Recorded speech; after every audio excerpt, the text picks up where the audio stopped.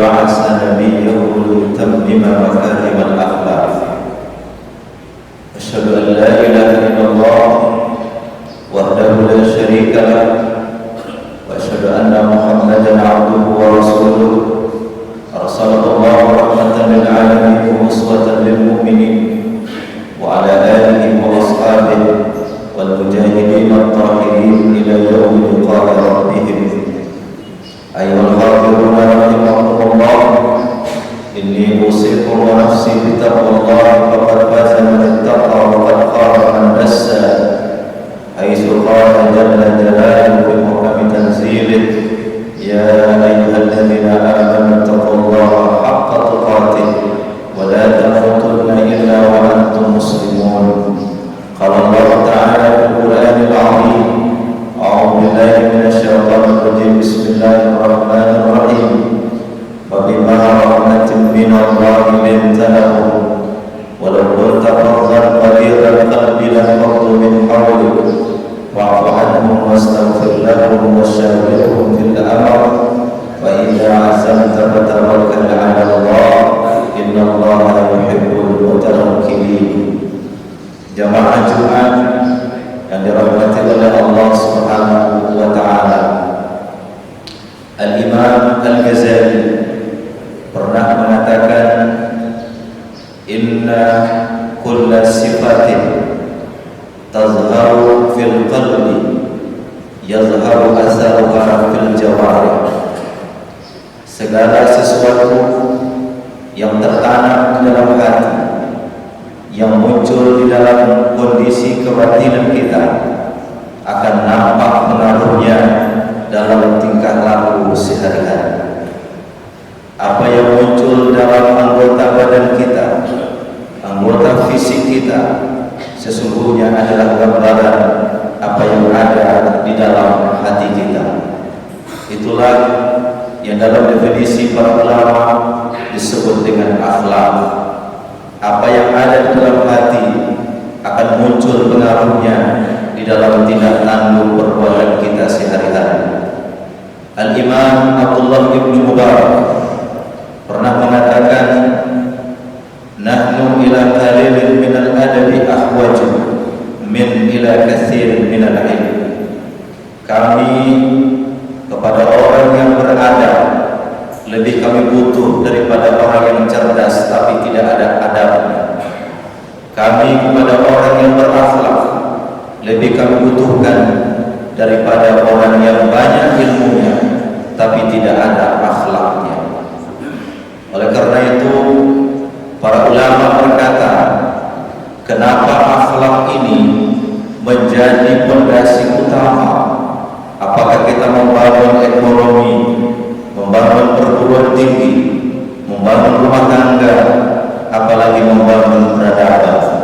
Paling tidak ada 3 alasannya kenapa akhlak menjadi pondasi dasar dalam pembangunan peradaban. Yang pertama adalah akhlak itu ta'lilur risalah. Akhlak itu adalah sebab dijadikannya agama oleh Allah Subhanahu wa taala. Nabi diutus oleh Allah, Al-Quran diturunkan oleh Allah, syariat Allah berikan kepada kita, seluruhnya berorientasi kepada perbaikan yang ada di dalam hati, yang pada akhirnya nanti akan nampak pengaruhnya ke dalam tingkah laku. Baik buruknya ibadah seseorang, baik buruknya akhlak seseorang, sesungguhnya sejalan dengan baik buruknya akhlak seseorang. Oleh karena itu, hadirin sekalian yang saya muliakan, pakaian yang kita pakai itu selaras sesungguhnya dengan akhlak kehidupan kita.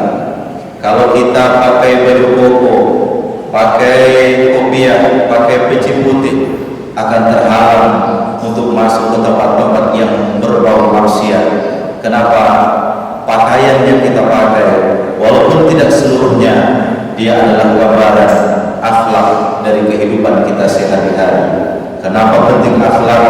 Bahwa misi Nabi diutus adalah untuk menyempurnakan akhlak manusia. Yang kedua adalah tatkala Nabi Muhammad ditanya, Apa itu agama ya Rasulullah? Nabi menjawab, ad-dinu husnul khuluq. Agama itu adalah akhlak yang baik. Betapapun baiknya agama kita, betapapun rajinnya sholat kita, betapapun banyaknya kita berangkat ibadah haji dan umrah, tapi kalau akhlak rusak, agama akan rusak. Kenapa? Karena Nabi ditanya tentang agama, maka Nabi menjawab, ad-dinu husnul khuluq. Agama itu adalah akhlak yang baik. Yang ketiga, nanti di akhirat begitu semua orang dikumpulkan dan semua orang akan melihat catatan amal kebaikannya, ada ashabus shimal dan ada ashabul yamin, ada penduduk kanan dan ada penduduk kiri.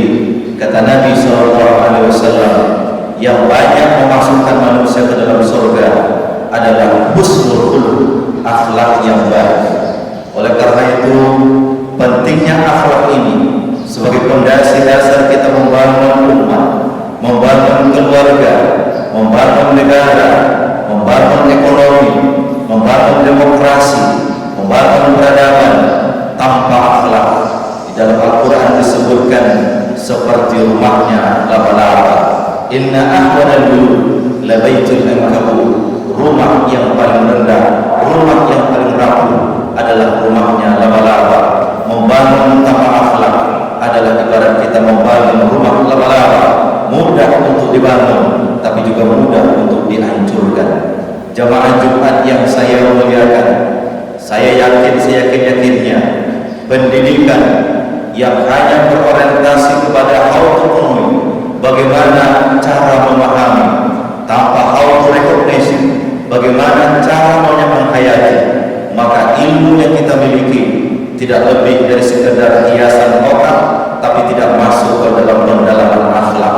Oleh karena itu, pendidikan yang kita bangun selain membangun otak, tapi juga harus membangun hati. Dalam dimensi pendidikan itu ada 3 yang harus kita bangun. Kita harus perhatikan otaknya, kita harus perhatikan fisiknya, kita harus perhatikan hatinya. Maka pantaslah seorang ulama mufassir dan juga haraki, Al-Imam Said Qutb, dalam tafsirnya Zilalul Quran, di awal pembukaan tafsir dia mengatakan, al-hayatu fi zilalil Quran ni'mah, an-ni'matu la ya'rifuha illa man ta'a. Hidup di bawah naungan Al-Quran adalah sebuah kenikmatan, tapi kenikmatan hidup di dalam naungan Al-Quran bukan hanya bagi mereka yang mengerti ilmu Al-Quran, yang mengerti tafsir, mengerti pengertian apapun yang terkait dengan Al-Quran, tapi hidup di bawah naungan Al-Quran akan terasa indah kalau selain dia memahami, tapi juga dia menghayati apa yang dia pahami. Barangkali inilah yang dimaksud oleh Imam Malik, bahwa orang yang berilmu tanpa bertasawuf, dia adalah rumah yang kering. Apa yang dia tahu tidak masuk di dalam hatinya, sehingga tidak mempengaruhi adabnya, memperbarui akhlaknya. Oleh karena itu hadirin sekalian yang saya muliakan, kita butuh kepada orang cerdas, tapi lebih lagi kita butuh kepada orang yang berakhlak. Orang yang berakhlak insya Allah akan kecerdasannya akan berorientasi maslahat.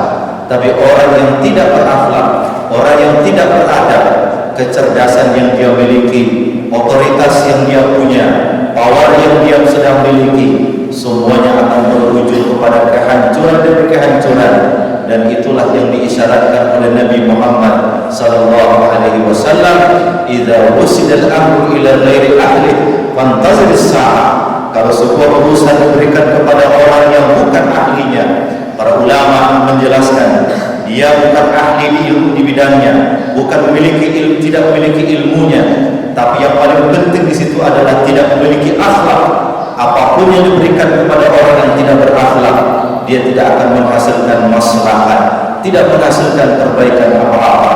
Oleh karena itu Rasulullah SAW tatkala tampil sebagai seorang pemimpin, ya pemimpin rumah tangga, ya pemimpin umat, ya pemimpin negara, ya pemimpin peperangan, yang beliau munculkan adalah akhlak yang mulia. Nabi Nabi Muhammad sallallahu alaihi wasallam dipuji oleh Allah, "Fa bima rahmatin minallahi lintalahum walau kunta fadlan ghalidhal qalbi lan faddu min hawlik." Wahai Muhammad, dengan rahmat Allah engkau berlemah lembut kepada mereka. Andaikan engkau kasar terhadap mereka, maka mereka akan menjauh dari sekelilingmu. Fa'fu anhum, maafkan mereka wahai Muhammad. Maka minta ampunkan untuk mereka wahai Muhammad, dan ajak mereka bermusyawarah. Fa idza azamta fatawakkal 'ala Allah. Kalau engkau sudah berbuat baik, kalau engkau sudah melakukan semua itu, serahkan semuanya kepada Allah Subhanahu wa taala. Innallaha yuhibbul mutawakkilin. Allah senang kepada orang yang bersandar kepadanya. Kenapa? Iyansurkumullah fala ghaliba lahum. Iyansurkumullah fala ghaliba lakum. Kalau Allah menolong kita, tidak ada yang bisa menghancurkan kita. Tapi kalau Allah yang menghancurkan kita, kira-kira siapa lagi yang akan menolong kita? Maka oleh karena itu, setinggi apapun posisi kita, sehebat apapun ilmu yang kita miliki, sejago apapun otoritas yang kita punya, kalau Allah sudah berpaling, di saat itu kita akan hancur sehancur-hancurnya. Sejarah sudah membuktikan itu. Tidak ada kesombongan yang berujung dengan kejayaan. Seluruh kesombongan, seluruh akhlak yang buruk, ujung-ujungnya pasti kehancuran. Betapa Fir'aun laknatullah alaih di masa hidupnya, dengan kekuasaan yang dia miliki, lalu dia menduga seluruhnya bisa diatur dengan kekuasaannya, maka dia pun kemudian dia menduga seluruh sungai, seluruh air yang ada di tanah Mesir berada di bawah telapak kakinya. Tapi apa yang terjadi? Air yang diduga di bawah telapak kakinya, disitulah dia hancur sehancur-hancurnya. Hadirin sekalian, maka mari kita bangun keluarga kita, mari kita bangun masyarakat kita, mari kita bangun ekonomi kita. Di samping itu, yang paling utama adalah mari kita bangun kondisi batin kita, karena apa yang ada di dalam hati nampak pengaruhnya kepada apa yang muncul di perbuatan kita. Kullu sifatin tazharu fil qalbi, apapun yang muncul di dalam hati akan nampak pengaruhnya ke dalam perbuatan kita. Maka salah satu cara agar hati itu lunak, hati itu kemudian bersih, adalah zikrullah, mengingat Allah Subhanahu wa taala. Kesombongan bisa hancur kalau orang ingat kepada Allah. Penipuan akan bisa dihindari kalau orang ingat kepada Allah. Perzinahan akan bisa dihindari kalau orang ingat kepada Allah. Korupsi akan bisa dihindari kalau orang ingat kepada Allah. Itulah mungkin di antara isyarat sang baginda Nabi. Kata Nabi, la yazni zani hina yazni wa huwa mu'min. Tidak berzina seorang berzina tatkala dia berzina masih ada iman dalam hatinya. La yasriqu sariqu hina yasriqu wa huwa mu'min. Tidak akan korupsi seorang koruptor tatkala dikorupsi itu masih ada imannya. Kalau iman itu masih ada, insya Allah akan mengontrol perbuatan kita. Kalau perbuatan terkontrol, insya Allah lingkungan terkontrol, peradaban juga akan terkontrol. Mulailah dengan bagaimana kita memahami, tapi lebih daripada itu adalah bagaimana kita menghayati. Itulah makna firman Allah di dalam Al-Quran, inna fi khalqis samawati wal ardh wa ikhtilafil laili wan nahar la ayatin li ulil albab. Siapa orang yang ulul albab itu? Orang yang zikirnya jalan, yazkurunallaha qiyaman wa qu'udan, kemudian fikirnya jalan, wa yatafakkaruna fi khalqis samawati wal ardh. Tapi lebih daripada itu, kesadaran spiritualnya harus main. Rabbana ma khalaqta hadza batila. Ya Allah, tidak ada satupun yang Engkau ciptakan sia-sia. Inilah orang yang arif sekaligus alim. Dia alim sekaligus arif. Dia mengerti tapi juga memiliki kesadaran. Divine knowledge. Ilmu yang tertinggi itu adalah bukan ilmu matematika. Ilmu yang tertinggi itu bukan ilmu fisika. Ilmu yang tertinggi itu adalah ilmu. Tatkala ilmu itu mengantarkan orang kepada zikir, kepada fikir, dan kepada kesadaran spiritual. Kita berharap lembaga-lembaga pendidikan mengajarkan ilmu, mengajarkan kesadaran, dan lebih daripada itu adalah mengajarkan nilai-nilai spirituality. fa'tabiru ya ulil absar la'allakum tuflihun. Allahumma salli ala sayyidina Muhammad wa ala ali sayyidina Muhammad.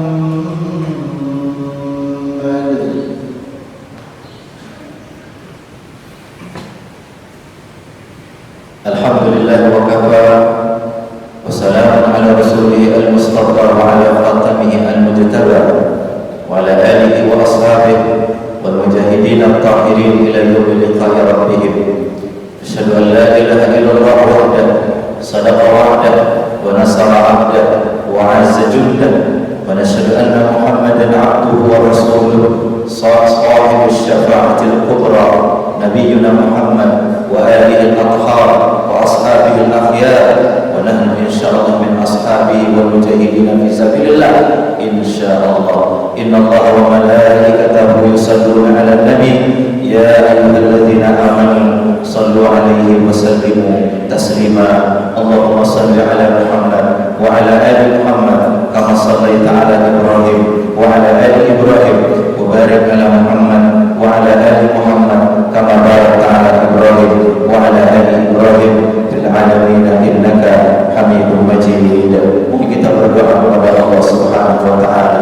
Allahumma fil muslimin wal muslimat wal mu'minin wal mu'minat al ahya'i minhum wal amwat innaka sami'un qaribun mujibud da'wat ya qadiyal hajat. Allahumma rabbana inna nas'aluka sihhatan fil iman imanan bi husnil khuluq wa tulal umur fi husnil amal wan najah yatba'uha al falah. Nas'aluka khairal dunya wal akhirah. Allahumma nawwir qulubana ya Allah bi nuril iman wal ma'rifah kama nawwarta ardaka ya ilahana bi nuri syamsika abadan abadan bi rahmatika ya arhamar rahimin. Rabbana atina fid dunya hasanah wa fil akhirati hasanah wa qina adzabannar wa adkhilna jannata ma'al abrar ya aziz ya ghafar ya rabbal alamin. Subhana rabbika rabbil izzati amma yasifun wa salamun alal mursalin walhamdulillahi rabbil alamin. Ibadallah, innallaha ya'muru bil 'adli wal ihsan wa ita'i dzil qurba wa yanha 'anil fahsya'i wal munkari wal baghi ya'izukum la'allakum tadhakkarun wa la dzikrullahi akbar. Aqimus